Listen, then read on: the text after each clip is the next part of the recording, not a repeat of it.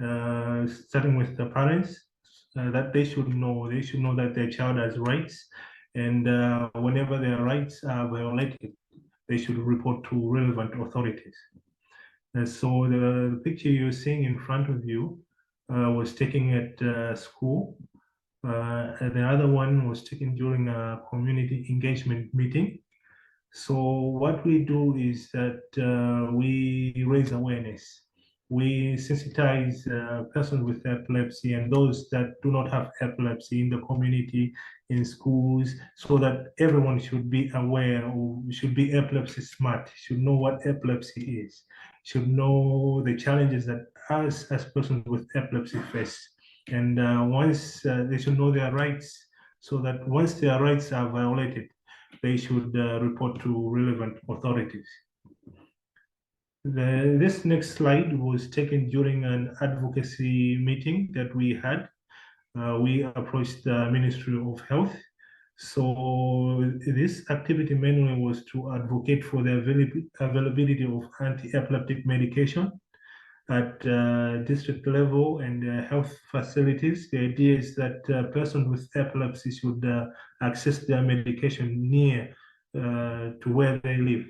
So we did this meeting, and we also gave them a position paper. And we also have other activities planned at district level and also at national level to advocate. Some of these activities, we also involve persons with epilepsy themselves so that they should tell their stories themselves. Though as epilepsy warriors, we also have persons with epilepsy working. Yeah, another thing that we do is that we take advantage of international events like the International Epilepsy Day and Purple Day, just to raise awareness about epilepsy so that everyone, every Malawian should know, understand what epilepsy is. And that in a nutshell, the aim is just to promote an inclusive society where persons with epilepsy are able to live with their peers in harmony. Yeah, so we also provide legal aid and education. We provide some trainings on human rights. The idea is that we want persons with epilepsy communities to know what their rights are, so that, say, in an event that their rights are being violated, they should know how to respond, and also how to refer to relevant authorities. Lastly, I'll mention about one of our capacity building activities.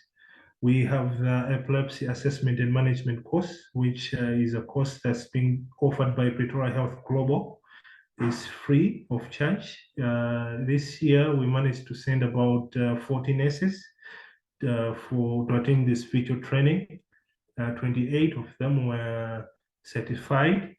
There is an international course. So the idea is that we want our nurses to have the capacity to, treat persons with epilepsy. Should treat them. They should give them the help that they need. And also the idea is that once these nurses are trained, they should come back home and train other nurses who are based in rural areas. Yes, that's the end of my presentation. Thank you very much for listening.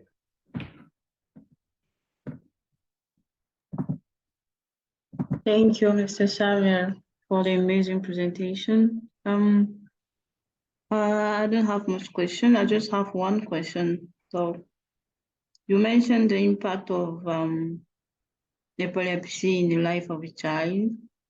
You mentioned it in three aspects. First one was education. Yes.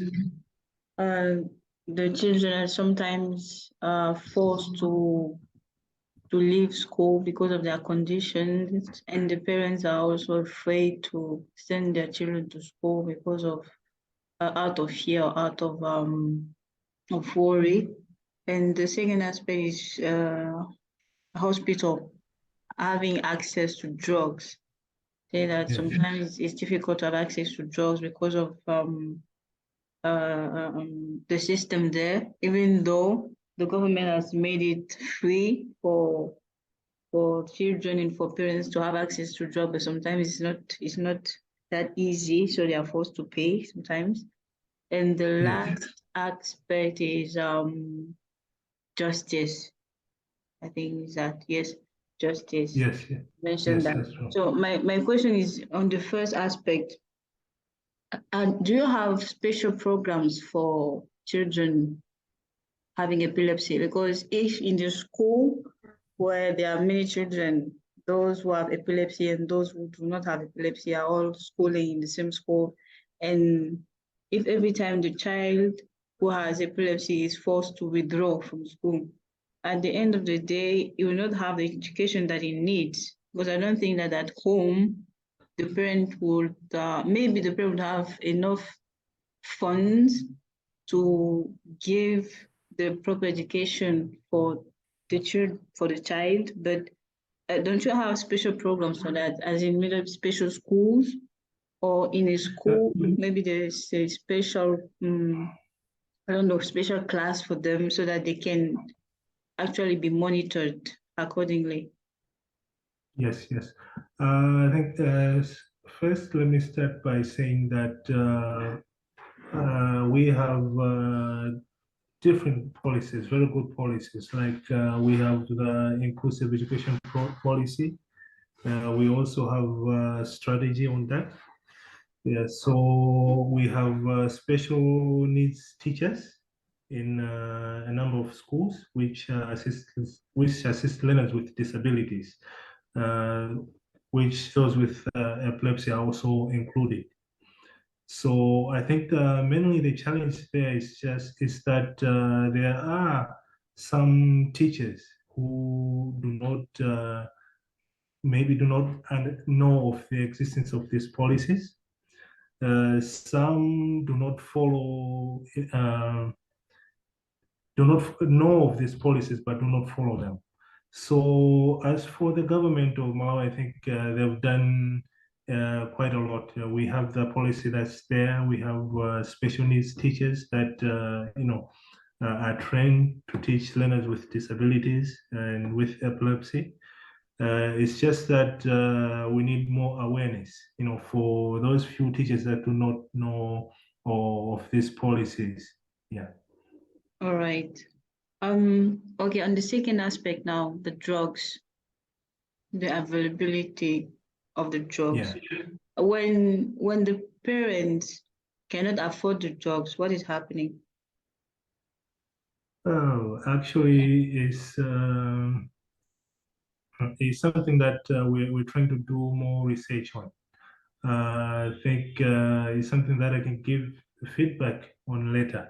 A few parents do buy the medication from pharmacies, but what we're trying to find out is that where do those parents that do not afford to buy the medication get do they buy the medication or do they get the medication from anyway? So actually what we're trying to do is just to identify if they get the medication or the child just stays without getting their medication until the hospitals get the medication.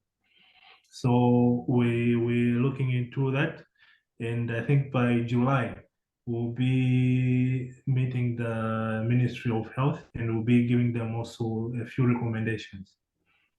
All right. Okay. Yeah, but there are certain people who do donate the medication for free, but it's not to everyone. Yeah, so the thing is, we are advocating that medication should be available at all times and they should be accessible to everyone. Oh, okay. Yeah, That's great. yeah. Okay, my last question, like, have you ever accepted any donation from any other organization who wants to participate in your cause and to raise more awareness around the epilepsy in children? Yes, yes, yes. Like right now, we have funding from the Disability Rights Fund. Even the advocacy meeting that I think I showed a picture earlier of an advocacy meeting. That activity is part of a project that was funded by the Disability Rights Fund. And we'll be having a stakeholders meeting at district level. Also, after that, we'll be having another meeting at national level with Ministry of Justice, Health, and Education. So all these have been funded by the Disability Rights Fund. Oh, that's great. But Okay. apart from that, we've been in the media, television and radio, raising awareness about different government programs that persons with epilepsy can benefit from. Yes, so this is the second project that we are having with funding from the Disability Rights Fund. Oh, But okay. we are also in search for other partners and donors to support because there's a lot that needs to be done. Of course. Yes. Of course. Well, talking of partners, I was wondering if you would accept a donation or a partnership between your foundation and mine. That would be wonderful. That would be Yes. wonderful, and would Because my accept. foundation is still emerging, and Yes. we are focusing on children mostly, Yeah. and children Yeah. and neonates. So I am very much interested in epilepsy, Yeah. even though it's not my field of specialization. For myself, Yeah. I specialize in NICU and pediatric diseases mostly, and mental health Oh, disabilities. So epilepsy is more like a brain injury. So I'm also interested in everything that's related to the brain and the nervous system and everything. So um, we are interested in a partnership between your foundation and mine, so that if you need any donation, for example, just like you mentioned, that you can receive donation from other organizations. So if you need any donation, or if you're organizing a workshop, I don't know, yes. because we are in China. So if there's any chance that you organize a workshop, I think that will be an online workshop, so that maybe I can participate or any other organization can participate. I don't know if you have ever done that before, like an online work, Uh, something. we've never done it, but it's something that we can do. It's something that we can do, and we've had plans for, I think, since our inception. The only challenge is that we've been having limited funds to, have something like that. Yeah, Oh, it's something that we can do. Yeah. okay, because if I recall, the last time you wanted me to present on epilepsy, I think so, something like that. Yes. You Yes. organized a conference and you wanted me to present on epilepsy, and I didn't have enough knowledge about Yeah. that at the time. So I think that now it can be doable. Can be doable. Okay. Yes. Okay. So I think Uh, that uh-huh. yeah. So since it's something that you can fund, I think it would be a great idea if you come up with a write-up.